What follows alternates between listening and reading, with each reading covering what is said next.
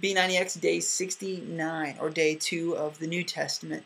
Digging in, there is so much good stuff. I mean, just the first 3 chapters are the Sermon on the Mount and Jesus' most incredible teaching and different things. So instead of trying to talk about this whole chunk of scripture that we're reading today, let me give you just a few tips and ideas of how to read it to make it stick a little better, to understand it a little better.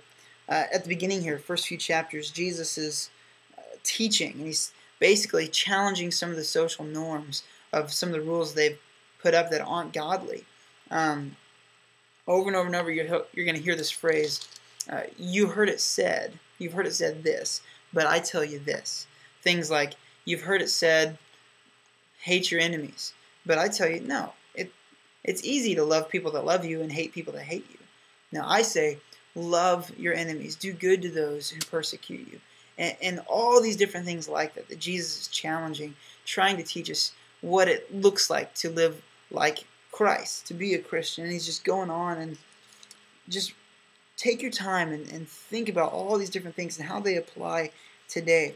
That's one kind of thing that you can do. Another thing is, never take just one verse out of a story or out of a section of teaching and just make it stand alone. If you see something that's confusing or something that doesn't make sense or anything at all that you're reading, make sure that you're reading it in context of the story or of the passage, that verse, that whole chapter even.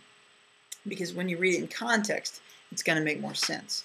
Know that the culture was different. Maybe something that seems weird now made sense back then, because this was 2,000 years ago. You got to think about all these different things as you're reading. And then one more thing. In several verses, Jesus quotes the Old Testament, especially in Matthew, because as you're reading the book of Matthew, like I said yesterday, he's talking to the Jews who are very, very well versed in the Old Testament, in the law. And so he'll quote some of the prophets and some of the different things in the Old Testament because that clicked with the Jews, that helped them understand.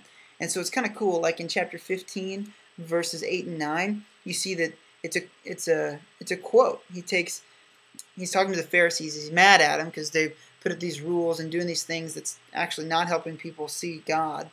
And he says, these people honor me with their lips, but their hearts are far from me. They worship me in vain. Their teachings are but rules taught by men. And then there's a little A. You see the little A next to it in most all your versions. And then you look at the bottom to see what that little A means. And it shows that this was a quote from Isaiah 29, verse 13. And it's kind of cool. You can flip back, and since we just read the Old Testament, it's fresh, and be like, oh yeah, I remember reading that in Isaiah. And it's kind of cool watching Jesus quote back these things, because the New Testament isn't written yet. And he's drawing on this stuff, and he's not just saying this is from me, although he could, but he's saying, no, this is from the law, this is the Word. And you get into the book of John, and Jesus is the Word made flesh, and all these really cool things.